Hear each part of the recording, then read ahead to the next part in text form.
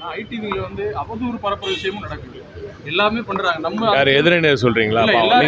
நீங்க எதிரணியர் சொல்றது வேணா நான் ஒத்துக்கிறேன். இல்ல சார், நடிகர் எல்லாருமே எங்களுக்கு வந்து எங்கள் தலைவரோட கொள்கைகள், கழகத்தின் கொள்கைகள், தலைவரோட செயல்பாடுகள், இளைஞரணி செயலாளர் எங்கள் இப்போ நம்ம மாண்புமிகு துணை முதல்வரோட செயல்பாடுகள், இதெல்லாம் சொல்கிறதுக்கே எங்களுக்கு நேரம் பத்தவே மாட்டேது. ஒவ்வொரு நாளும் ஏதாவது ஒரு பணியில் இருவரும் இறங்கி கொண்டே இருக்காங்க. அதை தாண்டி இப்போ புதுசாக வர இயக்கத்தில் வர இளைஞர்களுக்கு கழகத்தின் கொள்கைகளை கொண்டு போய் சேர்க்க வேண்டிய பணி நிறையா இருக்குது. அதனால் இந்த பணியை தான் நாங்கள் தொடர்ந்து செஞ்சுட்டு இருக்கோம். இதுக்கே எங்களுக்கு நேரம் பத்த மாட்டேது. ஒவ்வொரு நாளும் இரவு பகலும் இதே தான் நம்ம பிள்ளைங்க வந்து தள்ளிகிட்டே இருக்காங்க.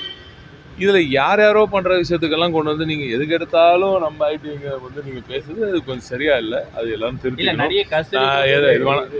அது கொஞ்சம் திருத்திக்கணும். அதை தாண்டி நிச்சயமாக 100% சொல்கிறேன், எதிரணியினர் குச்சி எடுத்தா குச்சி வரும், தாத்தா சொன்ன மாதிரி. அவ்வளோ, அது அதோடு நிறுத்திக்கிறேன். தொழில்நுட்ப பூங்கா வந்து அமையும் சொல்லி தேர்தல் அறிக்கையில சொல்லியிருந்தாங்க. அது அண்ணன் கிட்ட கேட்கணும். டைட்டில் பார்க் பண்ணி ரொம்ப சிறப்பாக ரெடி ஆகிட்டு இருக்கு. டெண்டர் ப்ராசஸ் தான் முடிஞ்சிட்டு இருக்கு.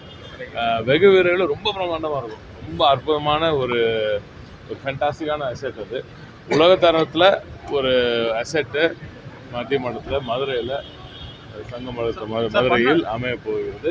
நிச்சயமாக தமிழகத்தில் ஒரு தனித்துவமிக்க ஒரு பில்டிங்காக அது அமையும். ஏந்துக்கு சொல்லுங்க அவர் மேலே தூக்கத்துல இருந்து.